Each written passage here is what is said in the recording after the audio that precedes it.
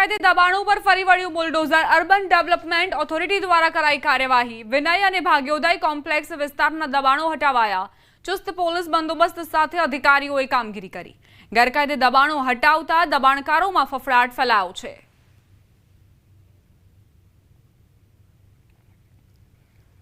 ભરૂચમાં દબાણકારોને सबक શીખવવા માટે વધુ એક ઝુંબેશ શરૂ થઈ છે। કોમ્પ્લેક્સ વિસ્તારના દબાણો હટાવવામાં આવ્યા છે। વિનય અને ભાગ્યોદય કોમ્પ્લેક્સ વિસ્તાર જ્યાં દબાણોને દૂર કરવામાં આવ્યા। ચુસ્ત પોલીસ બંદોબસ્ત સાથે અહીં પ્રશાસનની ટીમ પહોંચી હતી અને કામગીરી હાથ ધરી હતી। ગેરકાયદે દબાણો હટાવતા દબાણકારોમાં ભય ફેલાયો છે, ફફડાટ ફેલાયો છે। તાણાથી જ્યાં હોસ્પિટલની બેદરકારી સામે આવી। ડોક્ટરની બેદરકારીથી બાળકના મોતનો આરોપ। સદવિચાર હોસ્પિટલમાં દાખલ કર્યું હતું બાળક। ડોક્ટરે કોઈ ધ્યાન ન આપ્યો હોવાનો આરોપ મૂકવામાં આવ્યો છે। પરિજનોનો આક્ષેપ છે કે સારવાર માટે અહીં બાળકને લાવ્યા હતા, પરંતુ ડોક્ટરોએ યોગ્ય સારવાર ન કરી, જેના કારણે તેમનું બાળક મોતને ભેટ્યું।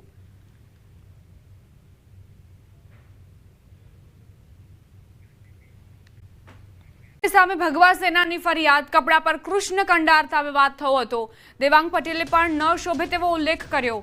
ભગવા સેનાના રાષ્ટ્રીય અધ્યક્ષનું નિવેદન, ગરબા કરો પરંતુ અન્ય પ્રચાર કરો તે નહીં ચાલે।